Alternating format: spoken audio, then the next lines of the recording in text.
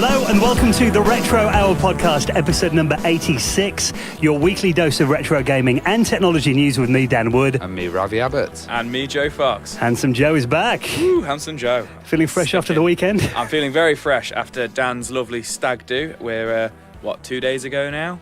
Yeah. So, sweated out all the alcohol. I know, gosh. You know what? You get to that age when, it takes about 3 days to get over a night out. Although that said, I think you guys were actually pretty fair. You're actually pretty decent. I thought you were going to go all out and I was going to be lying in a gutter or something at 4 o'clock in the morning. Well, interesting you should say that. So just to kind of paint the picture, around about 3 o'clock in the day, 3 p.m. 3 p.m. that is, Dan was begging me to finish his pints because he was so blackout drunk.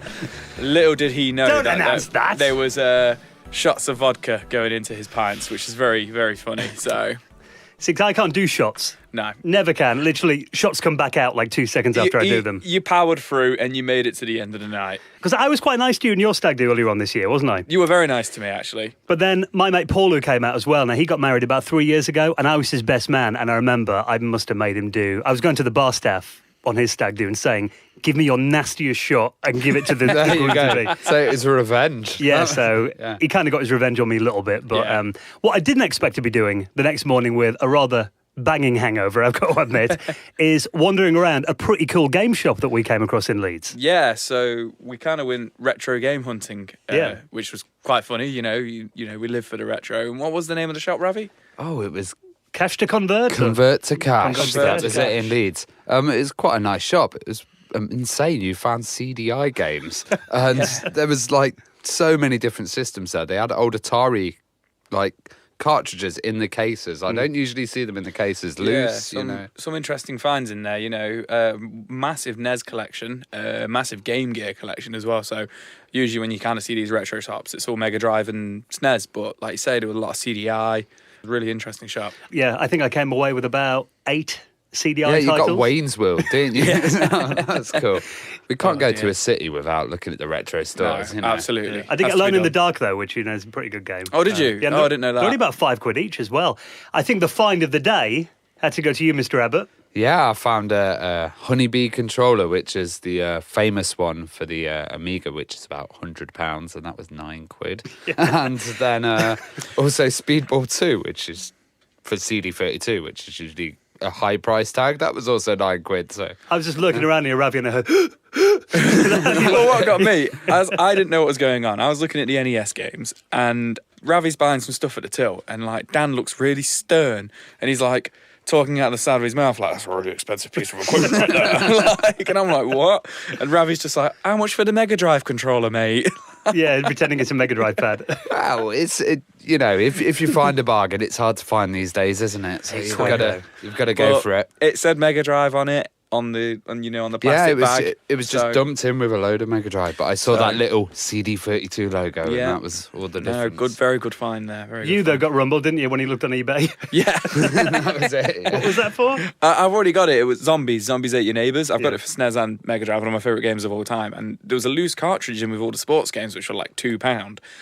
And I was like, let me just kind of test the water. And I took it over, and he was like, where'd you get it from? And I was like, that shelf. And he was like, oh, okay. And then he goes on eBay and he goes, I'm not going to be funny, mate, but I'm going to have a quick look on eBay. And I'm like, oh, what? It's kind of annoying when stores do that nowadays, but, they've got to see the market, haven't they? So. Yeah. Well, you scored yourself about 150 quid's worth of stuff for about a tenner, so you did well.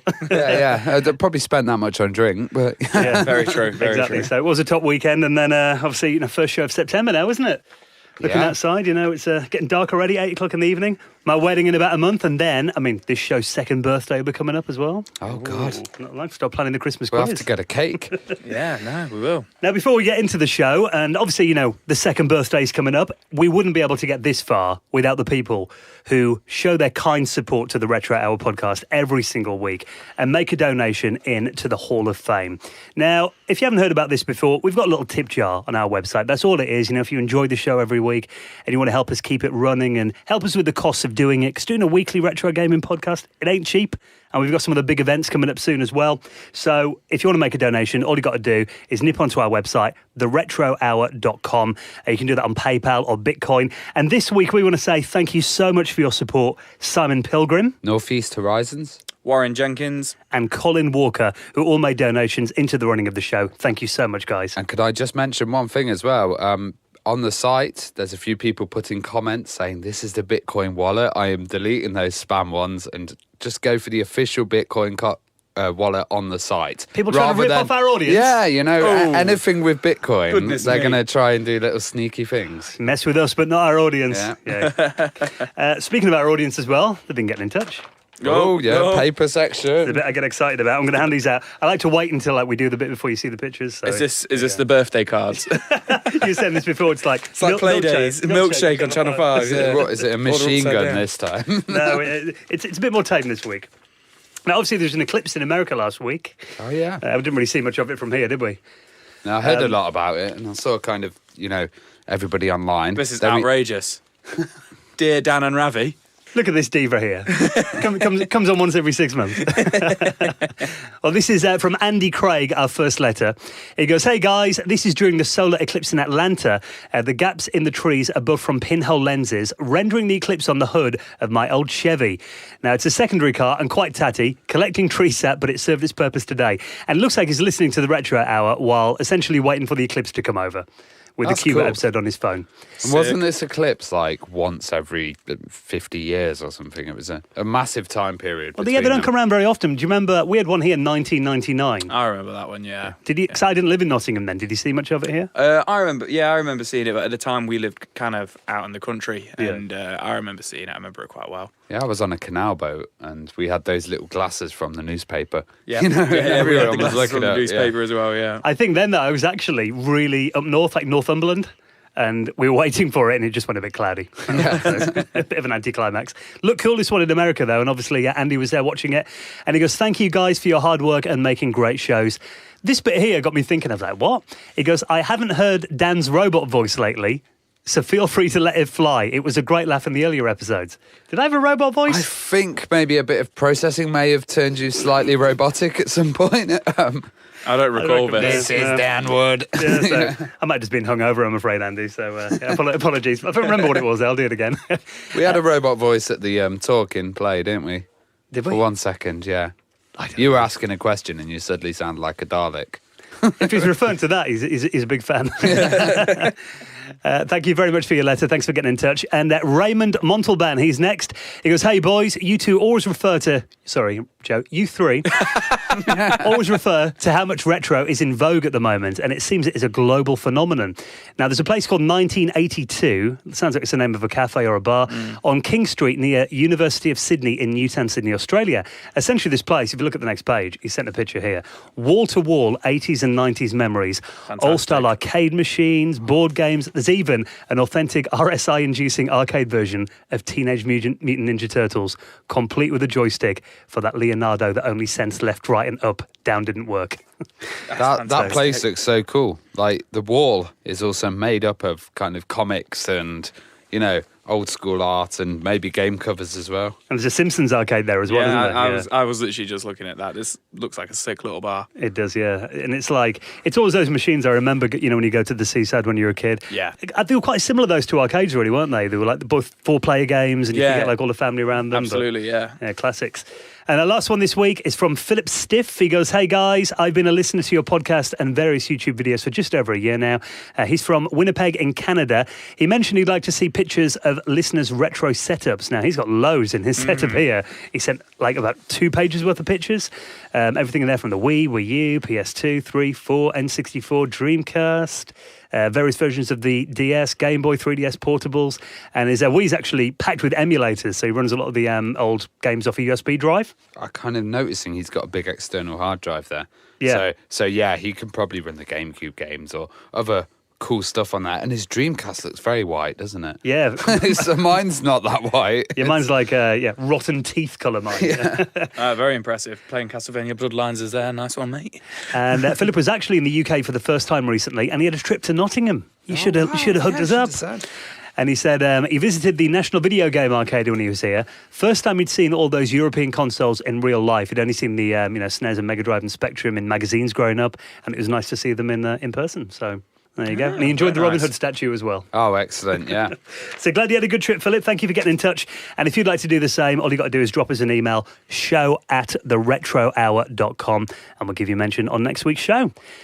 Now, every week on this show, we go through the big stories that have been making the headlines in the world of retro. And then, in part 2, we welcome on a very special guest. Now, I know a lot of our audience are like, Amiga fans. We do get a lot of those getting in touch. And obviously the Atari ST, massive system.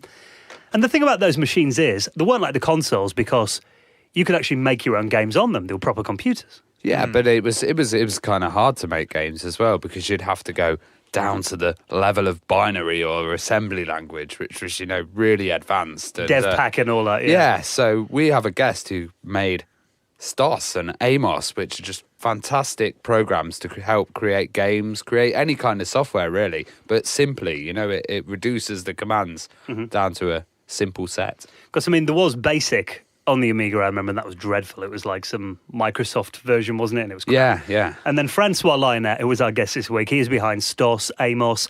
And I remember, think of some games that were made on that. Valhalla, that was made the Valhalla series. That was A amazing. Flight of the Amazon Queen as well. That was a big one. Really good games. And Francois, he's actually going to be doing, this is a bit of an exclusive on this show, a new version of Amos for the 21st century. Oh, that's going to be interesting. And remember, he did Amos 3D as well. So yeah, all kinds of it's stuff. not just 2D games on this. So we're going to find out the story of STOS and Amos, some really interesting stories. François Lionet is our guest on the Retro Hour in around 15 minutes from now. Now, let's get into this week's stories. This is quite interesting because, obviously I did pick myself up a Sega 32X not long ago at Play in Blackpool. Courtesy of my findings. Your eagle eye. My eagle eyes, there we go. I was like, findings. Well, there is a game that was released for it in very limited quantities, and some people reckon this is actually the rarest 32X game because it's one of those very few games where you needed the Mega CD and the 32X to run. And this is a game called Surgical Strike. Only rich kids had it. Have you played it before? No, never played it. As soon as you said, there's been a re-release of one of the rarest 32X games, I straight away went to Spider-Man Web of Fire. Yeah. And then you mentioned that, and I was like, you know what? I've heard that been thrown around quite a few times, but I've never actually seen footage of it or played it. So yeah, it enlightened me, Dan. Well, by the looks of it, I've never played this game either. I wasn't really all that clued up on the Mega CD as a kid. Yeah. Night Trap and all that, the games that everyone saw. But Surgical Strike, it turns out, it was actually released on the Mega CD as a standard edition. Okay. But also the 32X and Mega CD combination. Right. And there is a video on YouTube that kind of compares the two, and it's like an FMV game, like everything was back then. But the quality of it actually looks really good on the 32X version. Yeah, I'm looking at the footage of it, and really it just looks like early PS1, like the intro to the video, like the polygon graphics on there would just, kind of look like early PS1, but whereas usually when you kind of look at the CD, 32X games and CD games, Sega CD games, they do look like just very crap, very blotchy, and not on par with, PS1 kind of thing. So it's quite impressive, really, to know that's coming from a disc and a cartridge at the same time. It kind of reminds me of Command and Conquer look, the military FMV. Yeah. Like intros, Kane's Wrath and all that. So I wonder how much of this is actually rendered by the hardware and maybe like pre-rendered just, streaming video. Yeah. Because I think the 32X could actually do much nicer quality and bigger resolution videos. So, I think, interesting way around it. Yeah, it could be a case of they've got the FMVs playing from, the digital side of it from the discs, and then, the actual gameplay maybe coming from the cartridge. I don't know. And they might have filmed it later as well, because we had the guy on from Night Trap, and he was saying, that was a lot older title, so converting that may have been a different quality compared to the later absolutely, games. because Night Trap was actually made for, I forget the name of the system, but it was a videotape system in like 1989, wasn't it? So converting that, wouldn't have looked very good. So, well, what's really weird about this is, I spotted this on Reddit, and it's on Atari Age forum as well. And they're talking about the fact this game has been re-released in limited quantities in Brazil only. Now, obviously, Sega, still got a really big following, hasn't it, in Brazil? Yeah, but I didn't think the CD systems would have a following. I thought it was more the cartridge kind of based ones, and just because everybody's got composite TVs there. Well, I'm looking here at this site, and you can order it. People can order it from anywhere in the world. Yeah. All you got to do is transfer $59.99 US to this PayPal address, and there's actually a few pictures of like the box they've printed up and a big stack of CDs.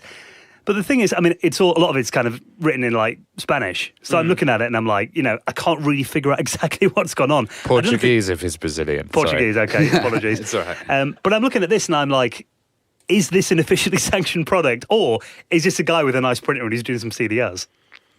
Interesting, because obviously I forget the name of the company, but there was a Brazilian company. Tectoy. Tectoys, that's it, that got all the rights to like Sega Mega Drive games. So it'd be interesting if it's got anything to do with Tectoys, but by the sounds of things from what you've just said, it could genuinely be a guy with a nice printer. Yeah.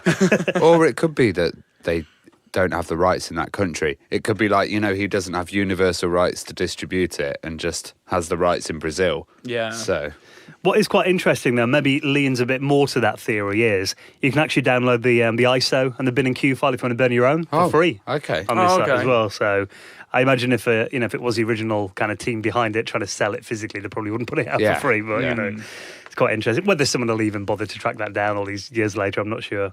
But if we find out any more about it, I thought it was quite cool that one of the the rarest game for the system, someone's actually give it the attention of putting it out again on a physical product. It's pretty interesting. So Hardcore fan. yeah, absolutely.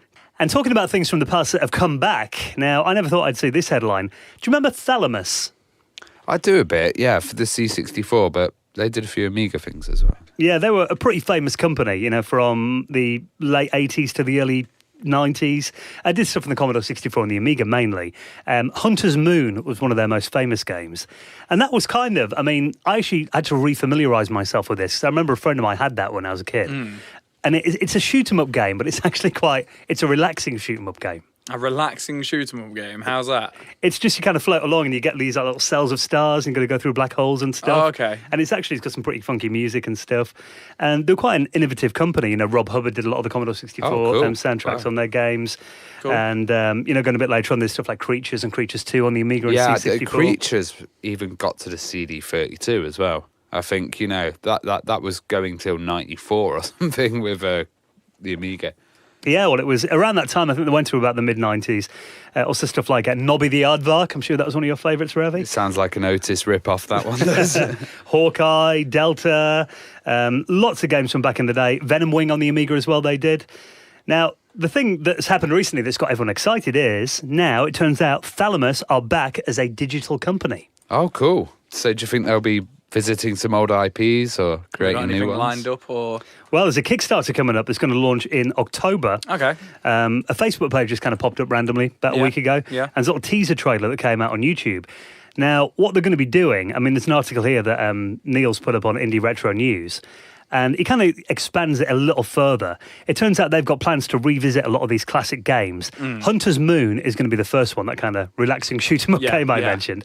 And they're going to be doing a remastered edition of that for the 21st century. Now, the Kickstarter for that's going to launch on the 29th of September. But it turns out they've also got plans to do Kickstarters and revisit other games. But interestingly, he mentions they're going to be doing platforms like the Spectrum Next. Be putting games out on that, and maybe some cartridges as well for the older machines. I just love that all these old companies are either coming back and with, Hewson, for example, he's got his son running it. And, it's like the legacy's still there and it's still in people's memories. Well, that's the thing. So I think there's a certain time when you can do that, but long enough's got to have passed for people to be interested in it again. Yeah. There's a point where it becomes legendary, before it's nothing, and then 20 years later, it's legendary. Well, the guy who's behind this is a guy called Andy Roberts. And hopefully we're going to have Andy on the show next week or the week after. Wicked. We've set an interview up with him. And he's actually got a really interesting career, obviously at Thalamus back in the day as well. He's also worked on stuff like, Commodore Format magazine he used to work on too, which was obviously, legendary mag back then. He worked at Sony, more recently than that too. And he's actually behind the Kickstarter to remaster a lot of these games on cartridge. Oh, great. We're going to get some tasty info there. Yeah, so look out for that. And, it's cool to see a legendary company making a comeback again, isn't it? Definitely. So the more info we get, we'll keep you updated. I'm sure we'll get a lot more of Andy on next week's show. And this is quite interesting. Do you remember Bubsy? Yeah, I like Bubsy. Everybody gives Bubsy a lot of hate, and I never had an issue with him. I had Bubsy 1 for the Mega Drive, and I always remember it being a really, really difficult game. Yeah. One-hit kill and all that jazz. But, I just kind of got on with it. You just do your thing. You just play it. You get what you're given and get on with it. And, he got a lot of hate for no reason. So is he back? He's back, is he? I don't even remember it. Well, it kind of got maybe a bit lost in that kind of slew of like animal-inspired platform games that came out. Dude Animals, like Awesome Possum, and the rip-offs of Sonic. Yeah, Super Frog on the Amiga. I remember Zool as well. Cool Spot. I remember there to was. To be fair, he was like more of a standout one than some of the others. Obviously he was never Sonic, but I would say compared to some of the others, he stood out a little bit more for me. He'd always do these puns as well, wouldn't he? Like, like, this is a catastrophe, stuff like that. So, well, the reason we're mentioning it is Funstock Retro have actually done a little feature. It's called WTF Wednesday, say they. And they're looking at Bubsy 3D. Obviously, there was kind of that era when everything had to kind of change into 3D when the PS1 and the Saturn and that kind of came around. And I think there was Bubsy. I remember Bubsy on the Jaguar. And that was kind of a Alice in Wonderland inspired game. Yeah, that was the one which was just on Mega Drive and SNES as well, like in true Jaguar fashion. But yeah, it's just kind of a bizarre looking platformer, really, with no real sort of theme. Like every single level is just something different. But then obviously the transfer to 3D, Bubsy 3D has kind of got one of the. It's very notorious, isn't it? Well, it's called Forbidden Planet. Nice. So this came out in 1996, and they've kind of covered it because, I mean, obviously Bubsy, he hasn't got a good reputation in general for being, that much of a good platforming character. But the 3D attempt really did kind of kill him. Yeah. It's like, if you're looking at it, I mean, it was kind of typical of those early 3D games where they hadn't nailed the controls. Yeah. They had to try and put it into 3D. They didn't really know how to make that transition and make a platforming game. So, I mean, you got to think until like Mario 64. I was literally about to say it was pre-Mario 64. And Mario 64 really was just kind of like the blueprint of a good game. If you can nail the controls like these guys have and nail the camera, then, you're going to have a decent kind of 3D game. But before that, people were just kind of going in blind and just trying to work with something which had never really been done before and failed miserably, unfortunately.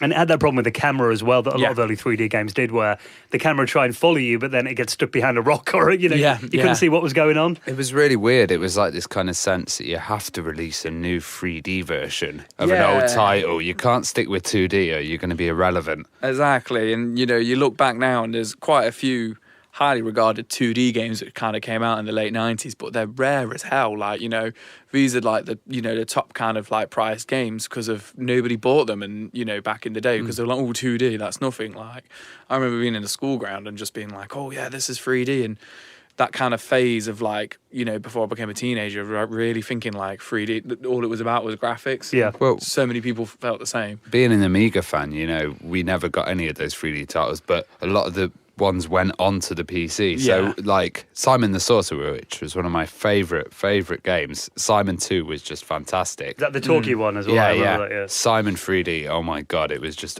absolutely awful. Really? Well, speaking of Amiga ones, Lemmings, remember Lemmings 3D? Oh, well, you had to rotate that. Why did they redesign it? Lemmings, the one format that's successful.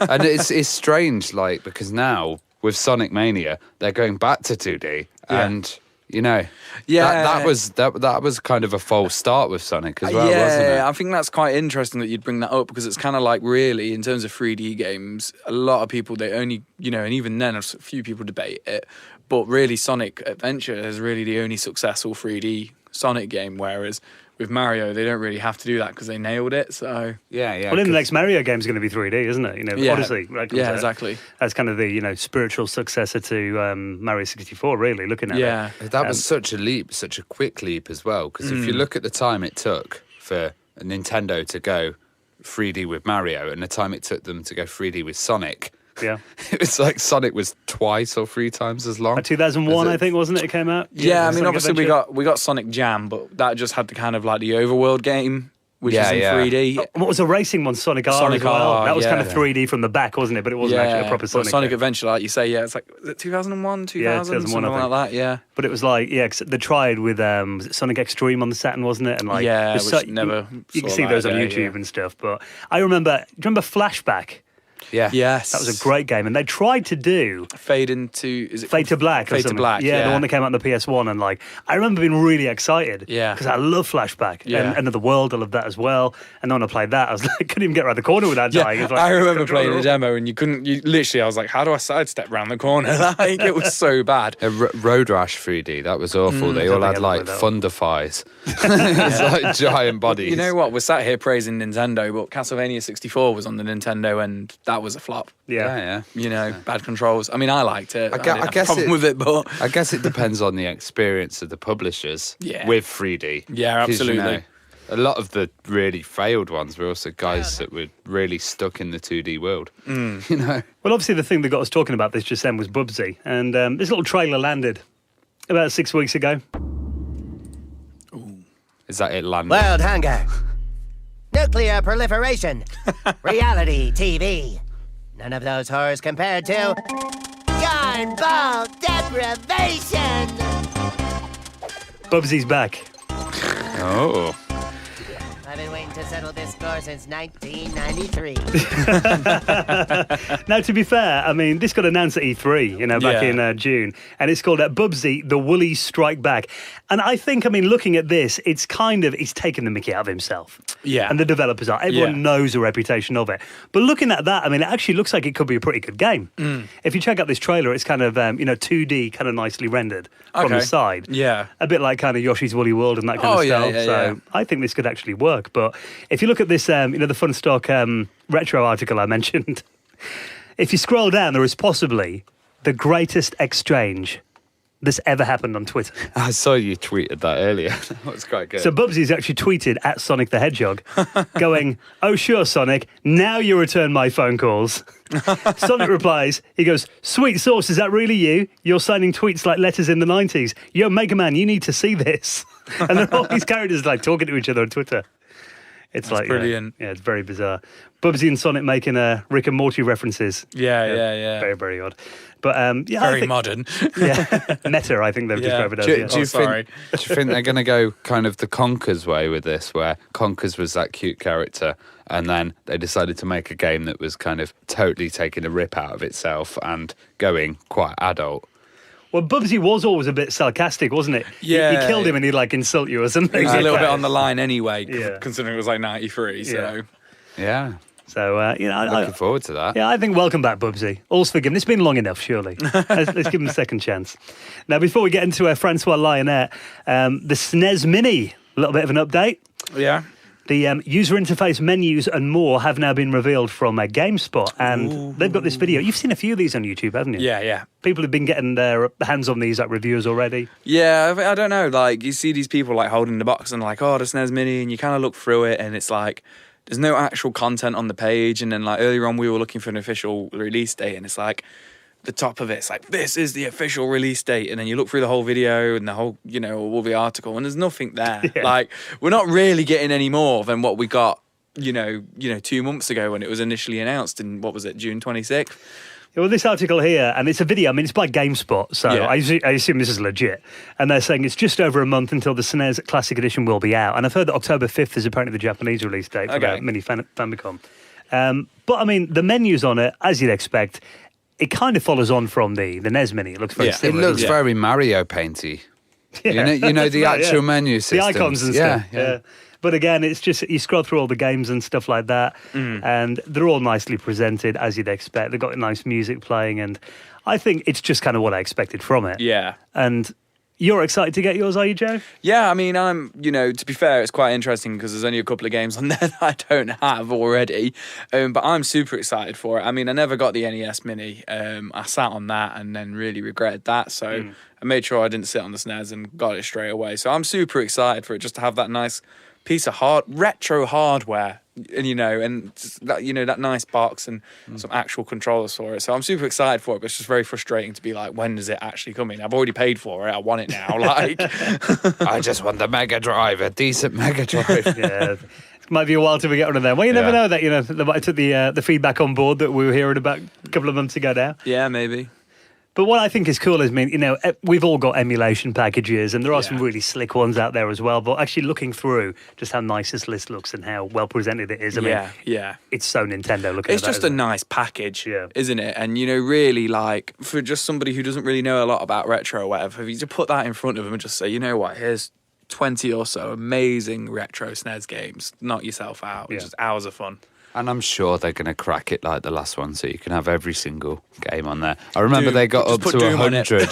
Yeah, they got up to 100 games on the NES Mini. Really? So, I've heard, some people have been saying it's actually the same hardware as a NES Mini. Yeah, so they could probably just crack the firmware straight away. Yeah. Probably logged out a bit more, I imagine, after that. But what do you think? N64 Mini next year is now? Oh, totally. And that I'll get. But yeah, it'll happen. Right then, guys, thank you so much for checking out episode number 86 of the Retro Hour podcast. We'll be out again next Friday. By the way, if you do listen on iTunes, please do keep, your 5-star reviews. We're always... appreciate it, aren't they? Definitely. And on Stitcher and any other format, because there's so many strange kind of podcast apps and stuff that wherever we are, we'd love reviews. Yeah, helps get us up the chart. Click that 5-star button, or 3, if you're not feeling that generous. it all helps. So we'll be out again next Friday. You can get it from your favourite podcast client or our website, theretrohour.com. Keep your emails coming in as well, show@theretrohour.com. And are you ready for this week's special guest? Totally. Let's get back to making those games on the Amiga and the Atari ST. I remember getting pretty much every version of Amos off like magazine cover discs. Yeah, and also every PD game I would ever buy for 50p in the back of a magazine would be Amos. Yeah. Some amazing stuff written with that. So let's find out the story. François Lionet is our special guest this week, and we'll see you next Friday. Ciao. Thanks for listening.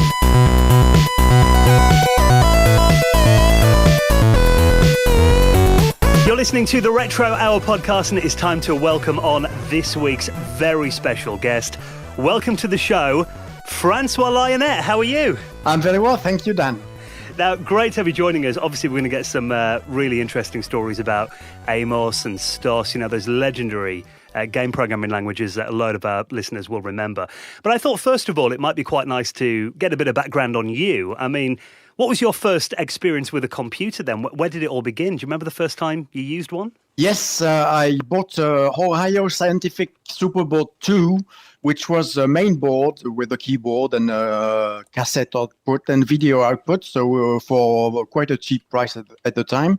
But the problem was that this computer was absolutely unknown in France, so I had nothing except the badly photocopied manual.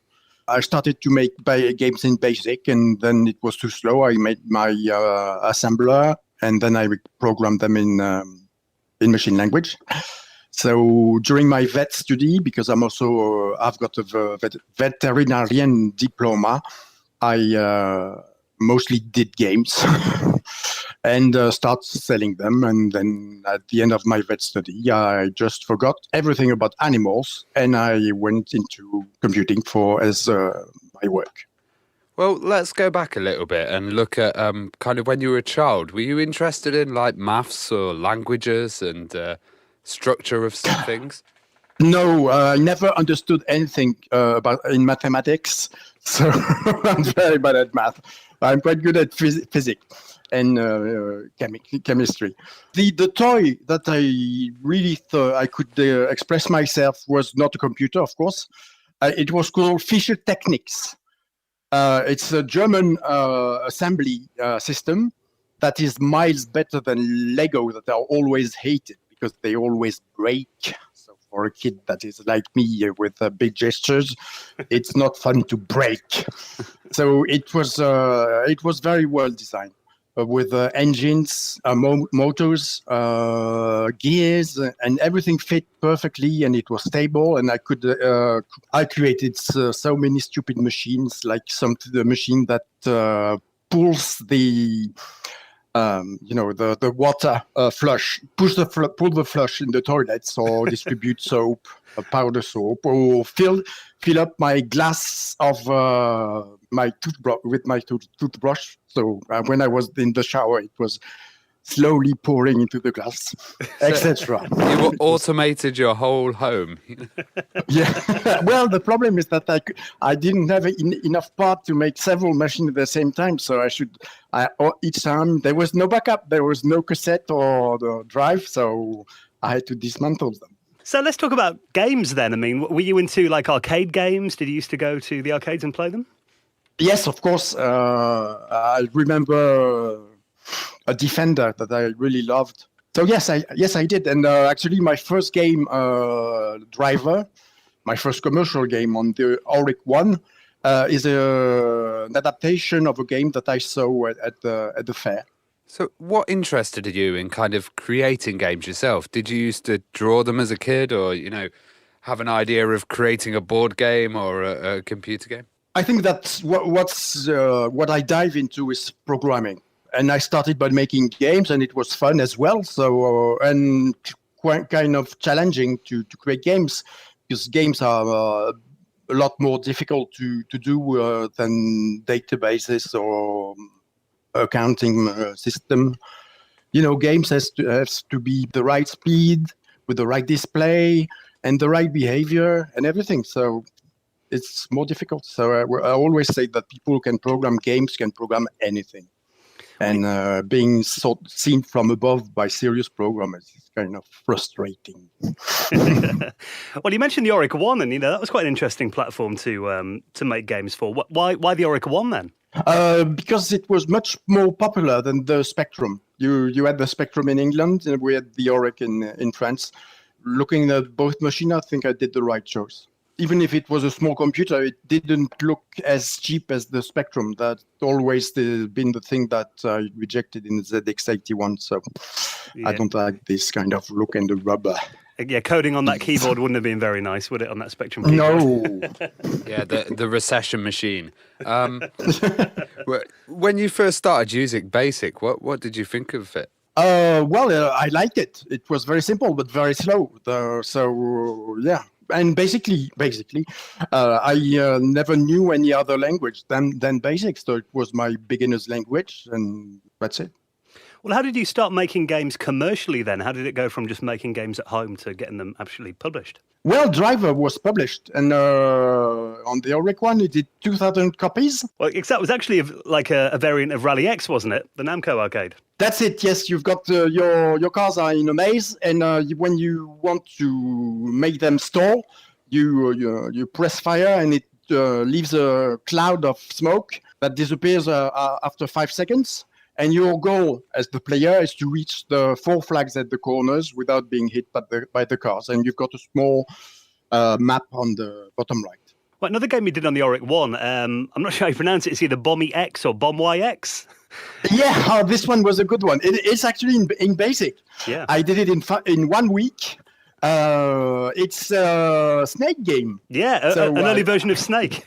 Yeah, there was none on the Auric at the time, so I did my version of Snake, which was quite playable, and sold the whole lot for I think was 2,000 francs, which was good money at the time for 1 week. And then obviously that game blew up when the Nokia came out, didn't it, in the early 2000s? But you were there 15 years earlier. You were also involved in Space Adventure Captain Blood. I hear it's a forgotten classic. Yes, and this is a good memory. So Captain Blood was very, very popular in France. I don't think it was as popular in England at the time. In certain countries, it was the big success of the year for Atari ST. Yeah, that had some unique features as well, like it changes the player interface as the game progresses. Yes, and the language to talk with the alien based on icons is a very clever idea. It was a really cool game. And it was made by Philippe Ulrich, who was the scenarist, and Didier Bouchon, who was the programmer. Yves Lamoureux and I met with them. Yves Lamoureux was in charge of porting the CPC 464, and I was in charge of porting to the IBM PC and the Commodore 64. Mm-hmm. So we started the adaptation. It went quite okay. one day there was this section of the game where you fly over fractal mountains until you reach the end with the alien you start to discuss with. And this we could not understand. Both Eve and I could not understand anything to his code. It was pure machine language and wow, very difficult. So we have this reunion and he explains to us candidly, I don't think I can explain it to you. I can't remember. So we had to start it from scratch. That really pushed the boundaries of those machines. Oh, yeah. And I had to store data and program. When you fly over the planet, you don't see the top and the bottom. You think it's just to do cinema vision panoramic impression. But I do store a lot of the programming data above and under the screen.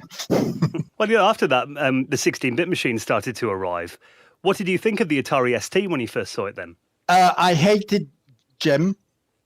First look, I hated it, even if it was the first graphical interface I saw, so it was not the correct one. I should have bought a Mac. I didn't like it very much, and the sound chip was cheap. It was the same as the Oric one. Well, the keyboard was okay. It was 68,000, so still it was a good machine, and it was kind of robust. And once you get used to all the things that I've mentioned. What ST games did you kind of like, or early software? I am not a player at all, so I haven't played anything. I'm sorry. Well, apart from Super Mario during the army and Tetris. Everyone's played Tetris. Yeah. Well, where did the concept of STOS come from then? I mean, was there a need for an easier way for people to make ST games? So I was working at the time with a French group, the creative kind of French thingy, which I personally hate. And it was called Jokes. So we wanted to do so. I made several games with them on the Commodore 64. And we wanted to go on the Atari ST. And we had this idea of replacing the system because actually we didn't like it. No one liked it. By DOS, so a black window instead of GEM, which is, when you think about it, it's stupid because even if it was not a really good one, it was a step in the good direction. So yeah. And a BASIC. So as you had on IBM PC, you had the DOS and the BASIC. So we wanted to do both. So STOS kind of came out of the fact that you just hated GEM so much that you wanted to replace it. Yeah, That's pretty funny. How did you end up finding a publisher then? Jacques and Frederic, the members of the Jorks group, were in charge of finding publishers. They found the first one was the French one called Cédric Nathan. It was this kind of big book publisher that wanted to go into video games and didn't know anything about video games. They knew about books, but this kind, I had to deal with such company twice or three times. It was always the same. The box was ugly. There was no marketing at all. So we made, I think, 10 sales. And it also had the DOS inside, which was not a good idea. Because it confused. It was sold as STOS Basic, and the first thing you saw was a DOS window. Yes, and so after this brilliant success, they took the STOS. They took STOS under their arm and went into England and did a tour of several publishers. And they arrived in Mandarin Software in Manchester, which is the initial publisher of STOS, and they do the demo. And Richard Vanner, my future project manager, and everyone said, "Wow!" Seeing a sprite moving under interruption. That's the story. And they want it, and they got rid of the DOS and put some color and. And I think that that was probably a good decision as well, because I imagine if you just dropped into DOS, it would have felt a bit like going back to the 8-bit days, wouldn't it, for many people? Yeah, and it was total contradiction of the simplicity of BASIC and the complexity of a DOS command, and scary also. So no, it was not at all good marketing. And they had the right decision. Well, when they did start to market it properly, there were some really impressive games that were showed to market STOS, including there was like that Breakout clone on the back of the box, and there was the shoot 'em up game Zoltar and Bullet Train. Were you looking for good examples of STOS's power to show it off? Yeah, and it did work. They did a massive advertisement campaign before a show that they were organizing because they also had shows. And STOS was to be revealed on this show. So after the revelation, I wasn't there, unfortunately. You could see some guys sat in the corridors or near the walls reading the STOS manual.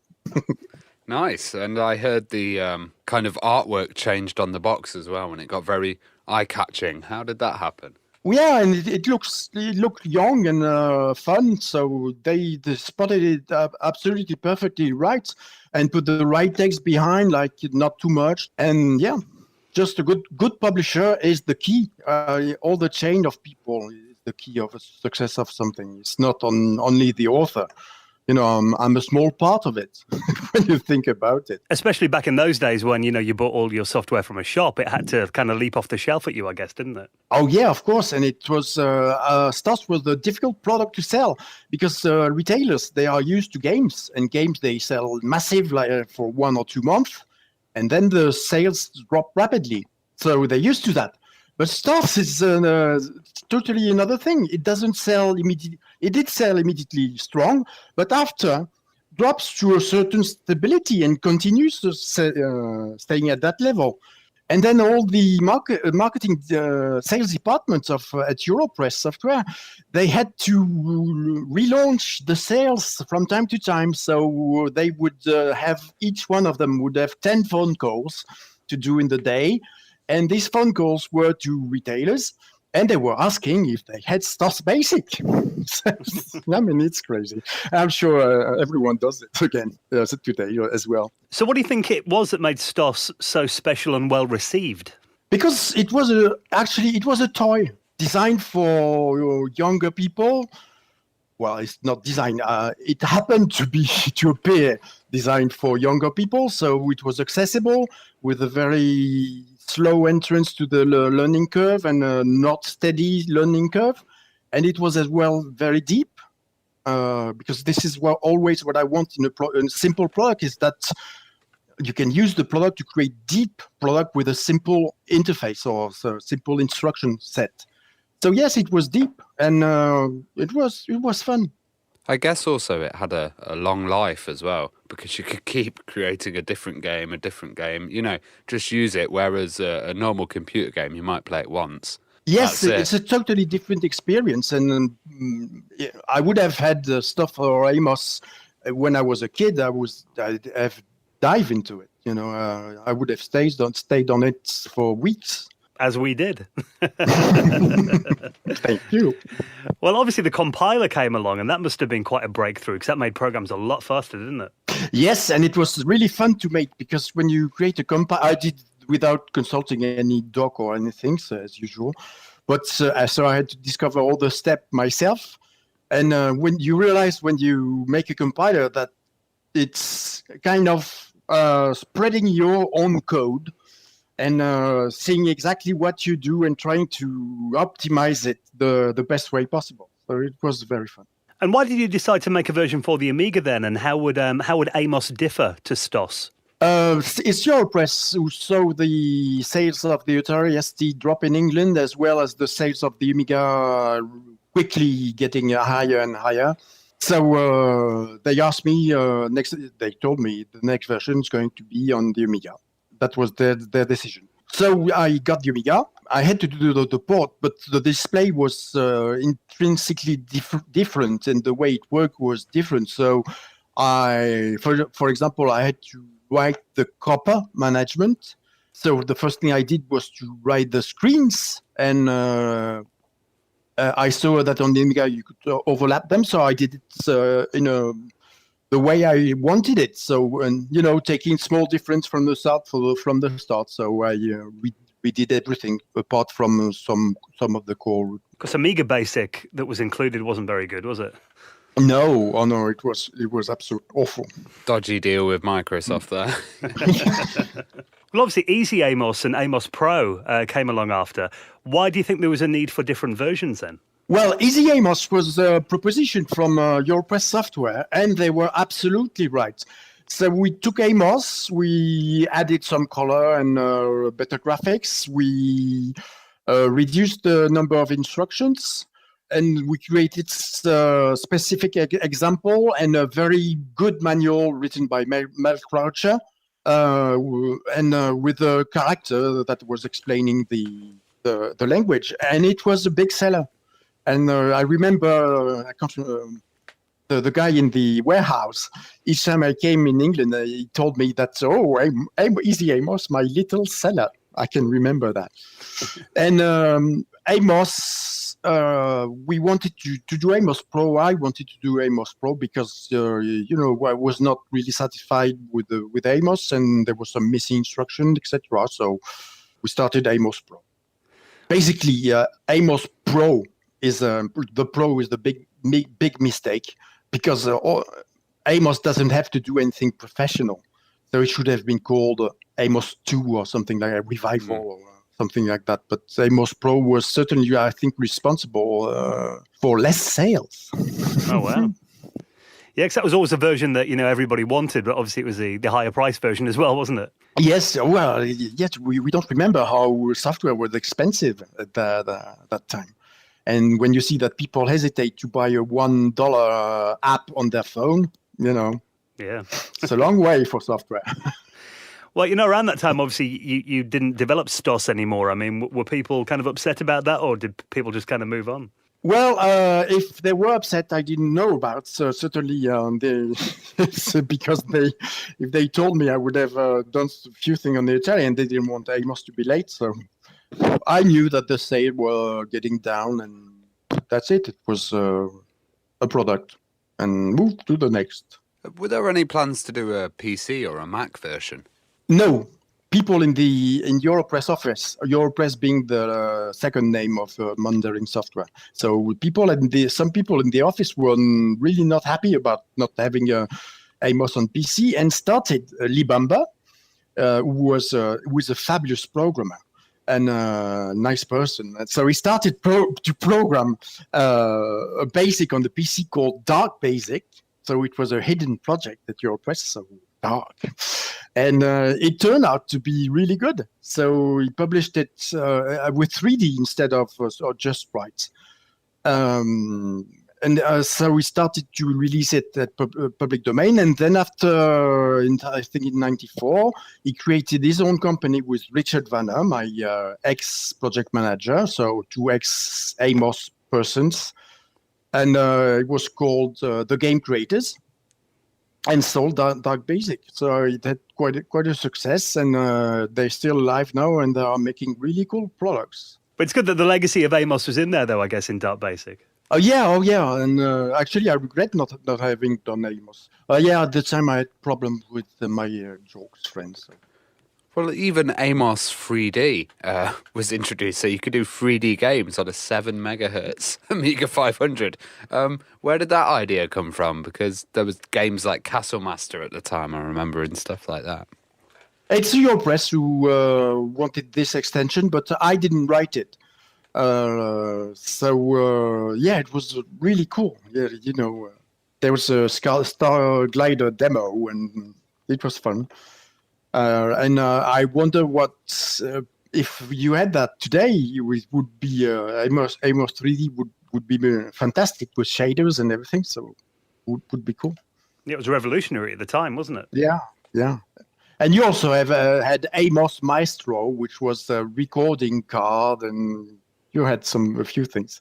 Well, how important was it writing and creating the creator's user guide? Because I remember that was like an essential resource for any user. It was so important, and Europress had real authors write them. I actually did write the first manual of STOS. Maybe that was why it failed. It failed. So it was really good manual with exact index, no mistake, and step by step, and all the instructions. So yeah, they did a really good job there. Well, I remember the legend that is Mel Croucher actually wrote the Amos user guides. He wrote the Easy Amos. Easy Amos, yeah. Yes. How did that deal happen then? How did Mel get involved? Europress had a few people to see, and they chose Mel. And it was a good choice because it's so talented. We were joking about this character for Easy Amos because when you look at it, it's him actually with the big mustache, and it's a very good picture of him. Even had the little animation in the corner, I remember as well. You know, the flick animation. Oh yeah. Yeah, that was quite creative. Was the fact Amos didn't interface with the Amiga operating system, was it a bit of a disadvantage? I think so. I think that I was nice to the Amiga. I didn't poke anywhere. I reserved my memory and used the devices. But the screens, I could not figure out how to do them inside of the system using the normal copper list system. And actually, if I had read the doc, I could have done it. So, and it was so easy for me to grab the copper and it's mine. Well, I mean, speaking about that, I mean, was there anything about Amos or STOS that, you know, if you could go back in time, you'd do differently, or anything you didn't like that you always wanted to fix but never did? Oh, yeah. For STOS, I would remove the line numbers because STOS were the line number basic. Oh, that was such a wrong choice. And in Amos, I would do it using respecting the system so that you could have STOS game in real Amiga, workbench screen, etc., or in a window. That's what I would do. What was the most impressive thing you've seen done with Amos? It was a friend of mine who did a complete theater system to print the ticket, to make the counting, to do everything with it. And it has nice display of the theater where you could reserve the place, etc. It was installed in the theater. Yeah, that was a whole really front cool of thing. house booking system. Wow, that's amazing. And demos, there was this demo group called Syntax who was doing really cool things. You know, it was fun. I remember those demos, actually. And, you know, when you looked at them, I thought they were made in machine code. Then I learned they were made in Amos. I was like, wow. Yeah, well, they do play a lot with the rainbows and the copper list. So, yeah, it's easy demos. That's so cool. It proved that when people learned it, though, they could do some really powerful things with it. Yeah, oh, yeah. Yeah, well, it had everything. You know, it had a sprite editor, it had a sound editor. So you had all the tools necessary to create a game at your disposal. Often you'd see tutorials, demo versions, kind of full releases on magazine cover discs of Amos. I think I must have had about 5 copies of Amos at home. Did you have a good relationship with the magazines, and did giving away copies hurt sales? Oh yeah, it's actually I wrote a lot of articles in that day during the period of STOS and AMOS. I remember one for a period I had like 20 pages to write every month. So, but it was good. So I was in relationship with a couple of French Amiga magazines, and my articles were translated by Europress and sent to the English papers as well. So yeah, and you know, the magazines, even if they to have the product on the cover. First of all, Europress only did that at the end of the life of the STOS and AMOS. You do not get much per copy. I think it's ridiculous, like 20p or something like that. But you get massive number, like 500,000. So it's not a bad deal. Because I remember I got Amos on Amiga format on their cover disc, but I remember my mum then got me the manual and she got me the compiler afterwards. So I guess it sold more of those eventually. Yeah, it's a good technique. Yeah, not bad. Well, a famous competitor to Amos came along, which was Blitz Basic in the early 90s. Did you use it, and what did you think of it? I use it. I discovered it, but I never used it, of course. Come on. Yeah, well, it was German Qualitat, but I don't think the author is German, actually. But yeah, it's was very different. Well, have you played any of the famous Amos titles like Flight of the Amazon Queen, there's Valhalla, and Scorched Tanks? It was actually the inspiration for the Worms series. They're all made in Amos. Have you seen any of those? Yes, it was an Amos program, so that's really cool. I haven't seen I've got links now to the 3 first you just talked about, and no, I haven't played with them. You know, I'm not a player. I'm sure you'll be impressed when you see them though. I think Valhalla even had like full talking and stuff in it as well. Wow. Samples, yeah. It was groundbreaking for the time. Yes, and it's really so cool to see that your code is used to create other things. It's really great, and I'm very happy when I see something good made with that. It means that people have understood what I've written. So it's so good. Well, in 2001, you released the source code for STOS and AMOS. Why did you do this? Because some people were asking for it, and I didn't care about this code being public, and people could do whatever they want with it, or just have a look at it and say, "Oh my God, I can't believe it worked." I don't care. So have you still got the source code for Easy, Amos and Pro, and any plans to release them at any point? The source code, I don't have them anymore.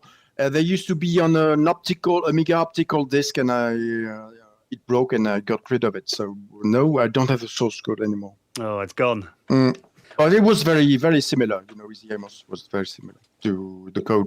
On my part, it was very similar to the code of Amos. So do you still get any messages from people saying like, "Hey, I'm using STOS or AMOS"? Yes, and about every 10 days, I get someone who contacts me, he's seen me on Facebook, and usually they say thank you because they really enjoyed the Amos when they were younger, and they have chosen to work in IT, and they thank me for that. So when I ask them, "Are you happy?" at least, and say yes all the time. So it makes me feel proud, and I'm happy for them. Well, obviously, you founded Clickteam back in the 90s as well, and you've continued this effort of helping people create, games creation tools. Even tell us a bit about multimedia fusion. Then, what is that? So after I have to go back to '93. After Amos Pro compiler was out, we wanted to go to the PC market, and I didn't want to continue on Amos because I had problem with jokes. No, this is why. So we had to do something different that was not a language as well. I thought at the time that the PC user were less code type or programmer type than other computers. Well, certainly I was right because it was more mainstream with Windows, etc. I called Yves Lamoureux, who I worked with on Captain Blood, like 7 years before that, and asked him to come and help me do a PC game maker. And we had this brainstorming session in the first floor of my wife's vet's clinic, because I married a vet. In half a day, we designed Click and Play, which was the first visual programming language made like an Excel sheet where you've got the conditions and actions, all graphical, that enable anyone to create games. So it was a big success. Click and Play has been translated into 20 language and sold in the USA by Maxis, the makers of SimCity and The Sims, but they were independent at the time. And I met them, they're fantastic people. So yeah, Click and Play was a success. So after that, we did the Game Factory. Then after, I think in 97, we did Multimedia Fusion, which was more stable and more integrated in the system with a good interface. And in 99, I created with Yves Lamoureux, Clickteam, who is still alive today. And we carried on Fusion up to 3 years ago when Clickteam Fusion was released. And it's the new product, which has got cool things like physics engine and nice stuff in it. I was going to say something, some interesting stuff come out of the Clickteam engines. Even Five Nights at Freddy's series was made on that, wasn't it? Yes, it was. I discussed actually with Scott Corton, the author. It's really a fantastic guy. And, he was making Christian games. He's very believer. And he was making Christian game in his room, and they were not selling. So he wanted to change radically. That's quite a change. He made he made Five Nights at Freddy's, and it was a massive hit. I remember to seeing in a website where you see the number of sales and the Five Nights at Freddy's on iOS and Android were number one of the paid game, so not the free game, but the paid game. So during 2 months in a row. Wow. And even like PewDiePie and people like that I've seen on YouTube, playing them as well. So yeah. It's very scary. Someone made me discover it at night with headphones. I mean, yes, it is scary. I think it's an ideal game for that kind of Twitch audience that are watching when you're live streaming, because the guy playing it or the girl will just get really scared, and then all the audience get involved, and it builds up the panic. It's very good. And the soundtrack is so good. Yeah. Well, also, I mean, Francois, you and I are working together now. Friend, what are you doing there at the moment? We had a discussion the other day about your vision for the future, where nobody uses passwords, and like a computer grows with you. You've got quite a vision, haven't you? Yes, and this vision, I had it immediately after discovering Friend. And I mean, it's obvious if you've got a machine that is on servers, it never stops running, and it's eternal. There's, they will change the server, put your machine on the new server, and that's it. You've got your same machine, but it's on your hardware, and that's it. You don't have to know. I'll just mention to our listeners what Friend actually is. It's a cloud-based operating system. Yes. So for the first time, you can have Windows or Mac OS in your browser with icons and windows and applications and everything. Will we be seeing Amos on Friend as well? Yes, you will, because I'm porting Amos in JavaScript using Canvas, so to create games with it, and it will be integrated in Friend's development environment, which is called Friend Create. So you'll be able to write basic program under a Friend machine, and that's quite okay. I imagine a lot of people that used to use Amos back in the day will want to try that out. Oh yeah, and I wish a lot of people will discover what's behind it. Not only Amos, but discover the Friend machine behind. That's also getting to export the vision and everything. Because I've done a bit of coding using Friend Create, and it's very good. It's got a lot of support for total different languages, PHP and C and everything in there. So having Amos alongside that, it just adds to the club. Yeah, but what is cool is that Amos is going to be just another language available for you to choose. And I don't see now if Amos is stable, if it respects the machine, why you can create professional application with it, or 3D games if there is an Amos 3D ported. So yeah, it's another language. It's a game engine. Well, that's the thing, because it was a very good BASIC. I mean, if you want a BASIC interpreter, it's a good choice. Yes, and people who I'm sure that BASIC is going to come back, because when people realize that to do everyone when he does his first program is hello world. So in order to do hello world in BASIC, it's very complicated. Print hello world. And if you want to do that using Windows API or even Mac OS, good luck. and you can do 20 go to 10 as well in BASIC, which is always fun. Of course. But now you don't need the big machine, you just need the browser. That's it, yes. And that's the power of the thing. Well, if people want to try it out, obviously we'll put a link in our show notes as well to Friend, so people can see your current work on there. Francois, it's been amazing, getting your stories, and it's really good that, even after all these years, you've still got a passion for helping people create software and games. So best of luck, and do keep us updated on what's happening. Oh, yes, I will, for sure. And you can also, we have a Facebook group. It's called Amos Professional. So everyone is welcome, and I will expose the progression of the conversion of Amos into JavaScript there, and you can post any question you want. Excellent. We'll put that in our show notes as well so people can find it. Thank you very much. Excellent. Thank you then, Francois. That was fascinating. Thank you so much. Merci beaucoup. De rien. Thank you very, very much as well.